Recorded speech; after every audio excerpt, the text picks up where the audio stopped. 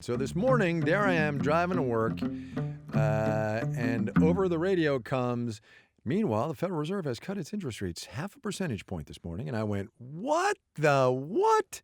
So what the Fed did this morning was what's called an emergency rate cut. It's between meeting cycles. They weren't supposed to meet until the 18th and 19th of this month. But they looked around at the coronavirus and apparently said, oh, my God. And so they came out with a 0.5 percentage point cut in the what's called the federal funds rate, which is the rate the Federal Reserve controls.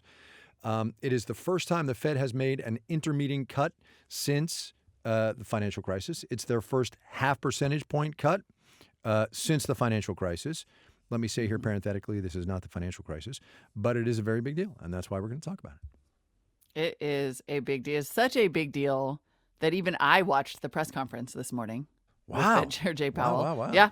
And it was as my kid was sort of on his way out to it was a wonderful learning moment. We had this whole, we talked about interest rates and how they work and when you cut them and how many points it is. And then we watched the little ticker on the CNBC screen go from green to deep red as during the course of the chairman's remarks. Yeah. And he said, how many points is that? And things like that. And I was like, look at you. You're just ready to start listening to Marketplace. That's awesome. Sign them up. Yeah, it was a big deal, and I think it's kind of this weird. I actually feel like the oddness of it in some ways was summed up by this phrase that I heard on another national public radio program, where they introduced the story by saying, Fed Chairman Jay Powell basically makes a big move against coronavirus. Something to the extent that it's sort of just so it turns out monetary policy and global outbreak of virus are tricky bed partners here. Yeah, this is a really interesting cut, and I'll give you the 90-second disquisition, and then we can start talking about it. So I think we all started realizing this was going to get really serious a couple of 3 weeks ago when Apple on that Monday came out and said, look, we are going to miss our revenue targets because we can't get the goods that we need from our manufacturing base in China, which is largely shut down because of the coronavirus. And everybody went, oh my God, what we're looking at here is what's called a supply shock. That is to say, it's the supply of goods that is impacting the macroeconomic forecast as opposed to what is usually the case where it's a demand shock. That is to say, consumers and their desire to purchase goods goes away.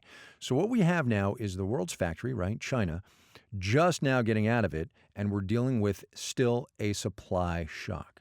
The challenge, of course, is that when it's a supply shock, when you don't have enough goods coming to market, lower interest rates isn't necessarily going to fix that. I think what the Fed got worried about this morning, and has been worried about for a week or two probably, is the idea that this is going to turn into a demand shock because people aren't going to go to restaurants and people aren't going to buy airplane tickets. You see conferences getting canceled already. You see soccer games being played in front of empty stadiums in Italy, right? And that then turns into a supply shock, and the Fed is saying, okay, so look, we're going to have companies who are dealing with some debt, who are going to have increasing debt because they're not going to be able to sell enough of whatever it is that they make. And we're going to make it a little bit easier for them, a little bit cheaper for them to pay their debts.